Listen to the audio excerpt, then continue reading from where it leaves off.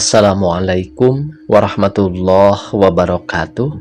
Pamirsa subscriber ke Sunda anu satia satuhu manco di mana wae ayana. Dina dangat ayana urang medar di Carepon tina majalah Mangle tahun 1858 nomor 7. Carepon anu baris kapidangkeun judulna Hadena Tetulus. Ieu dianggitna ku Bapak Tatang Sutarma. Sumangga supados tinyang kolong ting kana waktos wilujeng ngadangukeun.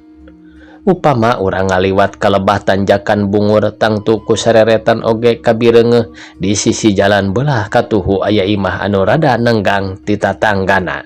Imah weteuh keneh pisan anu pantes ku patempatanana ayana di sisi pasawahan di pipir jeung satukanganana teh aya balong anu loba laukna. Tatangkalan tingrung gunuk aya di sakurilingan imah atanapi di pakaranganana matak nambah asri jeung mutuh matak pikabetaheun. Sok komo upama urang nyaho ka anu ngeusianana mah geus moal salah deui moal bosen lamun ulin kadinya unggal poe oge. Sabab mun nguseup panen ku lauk, mun niis panen ku iuh, mun panon panen ku eusina. Ning kitu sorano kaluar ti hiji awewe tengah tubuh nu harita diuk dina kursi tengah imah. Kah, bade aya pikir senaon mi? Ceuk hiji mojang nu rojol ti pangkeng. Geek diuk kadinya. Pugo mamih teh aya bada mikeun jeung ening. Nyaeta kieu gararegepkeun. Kamari apa nyarita ka mamih? Yen Den Surya ane merti Jakarta teh meureun ening oge nyaho. Da sering ka dieu geus nyarita ka apa? Yen aya maksud ka ening, cohagna mah anjeunna teh ngalamar we ka ening. Tah ku kituna ari cara apa jeung mamih mah anu pohara teh panujuna ka Den Surya teh. Sabab keur mah rupana meujeuhna pausahaanana atuh maju katambah jadi anemer. Mobil trukna oge geuning aya sababaraha hiji. Keur kaperluan sapopoe atuh aya mobil sedan sok dibawa ka dieu teh geuning. Apan sakitu alusna? Cek pamikir mamih jeung apa mah. Asa piraku ning teh rek nolak ayeuna mah. Darekna nganu kumaha deui. Nu bareto mah pantes kuning ditolak kabeh oge. Da ning can hayang boga salaki. Ayeuna mah piraku sugan tur lain ka jalma manjang munjung. Tapi ka anu bakal nyenangkeun ka ning. Asa henteu kaharti weh mun nolak deui teh. Sabab umur ening nepi ka poe ieu teh ninca kana 21 tahun. Pikeun awewe mah umur sakitu teh geus kacidahinana mun can boga salaki teh. Mamih mah rada ge boga sangka. Nu matak ning bareto mugeun bae teh. Pedah eta geus pakait pikir jeung si Sukarman meureun. Juru tulis kacamatan teh anu ceuk pikiran mamih mah kacida kaliruna. Naon geura araheunana pila kadar juru tulis, pangkatna oge. Budak eueuh kamau di arah turunanana da cacah, di arah pangkatna dengan sakadar juru tulis, di arah kabeungharanana da puguh kawas kitu. Syariatna taya kaboga, apan bapana teh urang babakan ngantai, purah ngurus kuda haji sorbana teh. Teu mamih mah teu panujuna ge dijumpalikan ka si Sukarman budak pika sebeleun teh. Har ari mami nah bat janten wera kuemutan abdi mah naon lepatna. Upami abdi gaduh salaki teh kenging milih abdi sorangan. Perkawis beunghar sareng malarat mah ceuk emutan abdi asa henteu kalebat kana rukun tikah. Nah upami abdi kajodokeun ka Kang Sukarman, mamih tiasa mestikeun yen abdi bakal sangsara.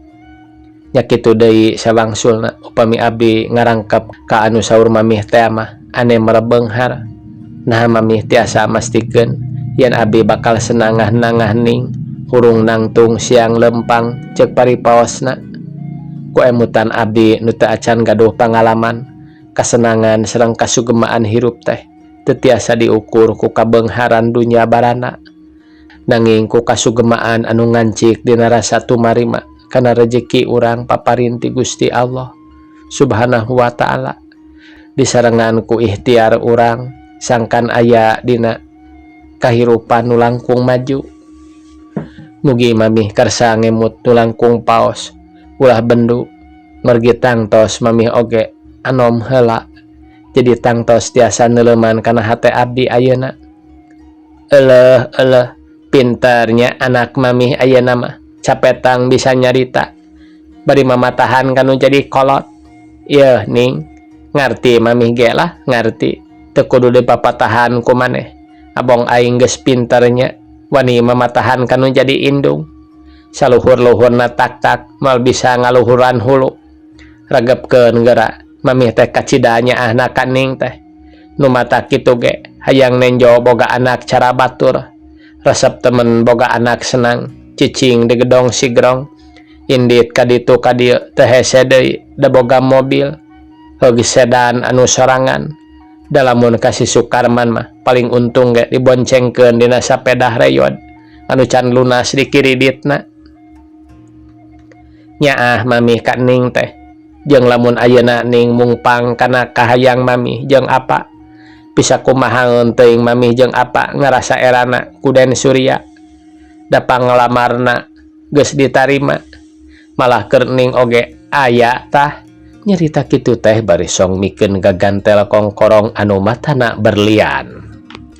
Jong rek mikir-mikir heula mah kaditu, tapi putusanana tetep ning kudu nurutkeun kana kahayang mamih jeung apa. Ceuk indungna nuluykeun caritaanana bari leos ka dapur nyampeurkeun biasna nu keur nyangu. Barang indungna geus eueuh hareupeunana jengket ning kapangkeng gebrog mebeutkeun maneh kana kasur. Hatena sabil ari nurut kumaha ari baha kana kahayang kolot sieun aya matakna. Tungtungna manehna nyokot kaputusan kumaha behna bae bari neneda kanu kawasa supaya manehna bisa laksana sapanejana tur salamat. Dina hiji poe di imahna Bapa Mangsur di pelebah tanjakan bungur teh katembong loba jelema. Paingan teuing da geuningan kari 3 poe deui kana waktuna hajat ngawinkeun anakna teh nyaeta Ningsih ka Den Surya ane merebeunghar ti Jakarta. Tangtu pisan guyurna salalembur teh sabab kahiji Bapa Mansur teh anu kaitung pangbeungharna di dinya, kaduana malum bogana anak ngan hiji-hijina nyaeta Ningsih rek direndengkeun jeung anu beunghar. Atuh komo wae sasadiaanana teh luar biasa ceuk paribasa teh mah ngeprukeun eusi kanjut teh sanyana. Poe Minggu isuk-isuk geus rame jalma pahibut sasayagian da nya harita waktuna datang panganten lalaki Den Surya ti Jakarta. Naib Amil jeung tamu-tamu sejen geus karumpul ngariung di tengah imah. Waktuna akad nikah ngan ukur setengah jam deui nu mapag di sisi jalan geus liuk deui nempoan. Waktu beuki nyarelek atuh indungna Ningsih geus celing cingcat bae kaluar ka jero kawas hayam arek nog. Jalma-jalma jempe teu pati ngaguruh lamun nenjo kana jam yen waktuna dirapalan teh ngan kari saparapat jam deui. Tapi si panganten lalaki can datang-datang keneh bae. Pas pukul 10 reg aya mobil pick up eureun merek B ti Jakarta nanyakeun imah Pa Mansur. Sakur nu aya di dinya kabeh jadi kaget jeung heran komo nu boga imah mah sing horeng anu datang teh inspektur polisi katut komandana. Malah panganten anu diarep-arep oge aya deui. Tapi naha make dianter ku polisi jeung bari dibangkol deui. Gancangna eta inspektur jeung komandan menta permisi ka jero bahwa Den Surya arek nyokotan barang-barang pakaianana jeung duit. Malah nu dipake kuning si oge sakur nu pamere ti Den Surya mah kabeh oge dilaanan sarta tuluy dibeslah. Ku inspektur polisi diterangkeun ka sakur anu aya pondok tepi tetela yen nu matak aya tindakan kitu teh.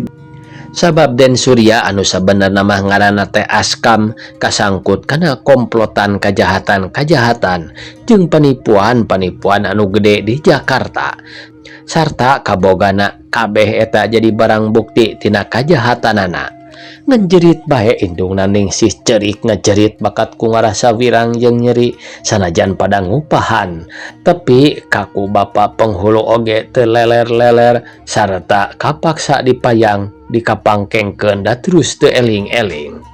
Ku kitu teh mah bisa kumaha teuing wirangna anu tadina geus sakitu agulna boga minantu ka ane merbeunghar ari dina waktuna kawin geus kumpul dulur-dulur ti jauhna daratang baraya-baraya ti anggangna kenalan-kenalan tos maruji ngan tinggal waktuna ngarapalan bet panganten lalaki kabuka tambagana tur dibangkol ku polisi matak wirang matak rugi tamat cenah pamiarsa tuladan kanggo urang tuladan ka anu rek milih minantu ulah rek ngarawu ku siku talungtik ti girangna bisi wirang balukarna sabab teu kurang anu legeg lebe gidig santri tincak menak ari lampah euwah-euwah. Wassalamualaikum warahmatullahi wabarakatuh.